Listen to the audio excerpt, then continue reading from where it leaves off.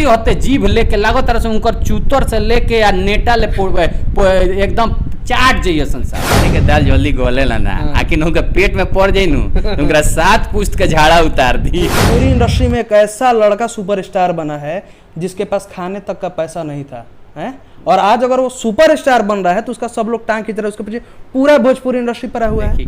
वो तो छोड़िए, कुछ दो गला जो ना कहल जाला चुतिया दो गला सी वाला सब जौन भोजपुरी बचाओ निकलल बड़ा सन वो कनियो के को शब्द ना बोल सन, पता ना वो कौन जीजा के पीछे पड़ल बड़ा सन, पवन जीजा पता ना कौन जीजा हत्ते हत्ते जीभ लेके लागो तरह से उनकर चूतर से लेके या नेटा ले एकदम चाट जाइए संसार ऐसे हो खेला।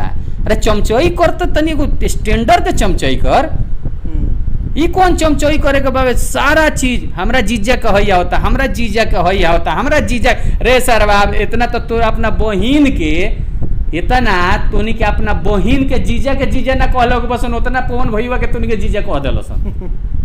इतना जीजा मत कह। एगो चीज बताइए, जीजा तो कहिए रहा है। एगो इसी में एगो नया महेश पांडे एगो है यूट्यूबरे हैं, वो टाइटल दे भोजपुरिया सार जिसका नाम विशाल सिंह है, जानबे करते होंगे पवन सिंह के वो सार लगते हैं, तो पवन सिंह का सार तो भोजपुरिया के सार वो सार जी बोलते हैं कि खेसारी मसूरिया मसूरिया मसूरिया।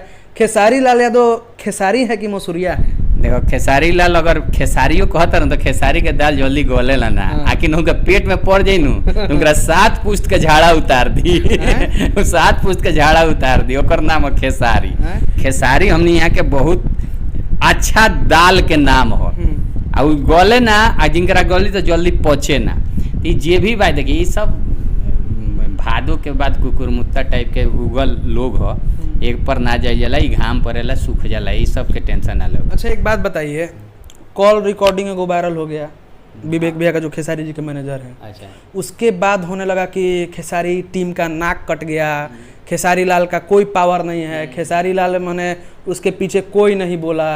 आप एक चीज़ कभी नहीं सोचते हैं विजेंद्र भैया कि सब जितना चाटुकार है, चाटुकार जिसको दोगला जिसको हम बोलते हैं, जिसको पागलो बोलते हैं टट्टू, भाड़े का टट्टू है वो ना पवन सिंह का, वो लोग बोलता है कि खेसारी लाल है, खेसारी लाल का औकात नहीं है, खेसारी लाल का क्षमता नहीं। एक चीज़ आपको नहीं लगता है कि भोजपुरी इंडस्ट्री में एक ऐसा लड़का सुपरस्टार बना है जिसके पास खाने तक का पैसा नहीं था है, और आज अगर वो सुपरस्टार बन रहा है तो उसका सब लोग टांग की तरह उसके पीछे पूरा भोजपुरी इंडस्ट्री पड़ा हुआ है। क्या बात बनू कि हमनी के इंडस्ट्री दो तरह से चलेला, एगो गंगा एह पार के एगो गंगा ओह पार।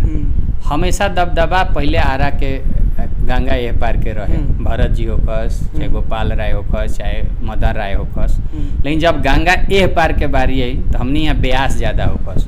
यही ब्यास में से एगो लड़का निकल जेकर नाम हो खेसारी लाल, और इंडस्ट्री में आज राज करे लगल बड़े लेवल में जाके। तो ओकरा खेसारी लाल के खिलाफ बोले खातिर गायक के पास तो उतना भय नहीं है, क्या तक सब गायक जाना तरह के खेसारी लाल होंगन का, खेसारी लाल से अच्छा इंटरटेनर कोई नहीं हो सकता है।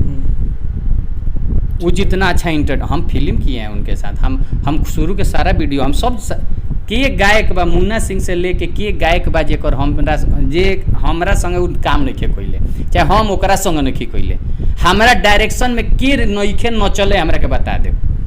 वो भरत भैया hocus, Gopal Rai hocus, Pawan Singh hocus, Khesari ji hocus, चाहे केहू होके के नइखे केकरा के हम नइखी न चले अपना डायरेक्शन में, तो हम तो सब जानत नहीं हमरा से का ढेर छिपवला के काम बा।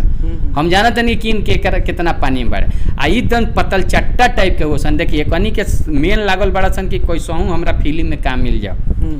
जितना पवन सिंह के जीजा बना ली चाहे खेसारी के जीजा बना ली, जीजा बना के जितना काम हमरा कुछ दे दे एल्बम में काम दे दे। अब देखिए आए वाला दिन में वो कनी के आई आज देखे एगो दुगो चटुकार है उसका बोलबम का एल्बम निकल गया भाई, बोलबम का एल्बम निकला है और उसमें बोलबम में एल्बम निकला है, उसमें एगो शुभम नाम का लड़का है, एगो और कोई नाम का लड़का है, लेकिन सब जाना तरसन कि ई सब कोयले से ओकन ये काम मिले बा, तू सब करो तरसन, हमें आप हम क्या कर सकते हैं।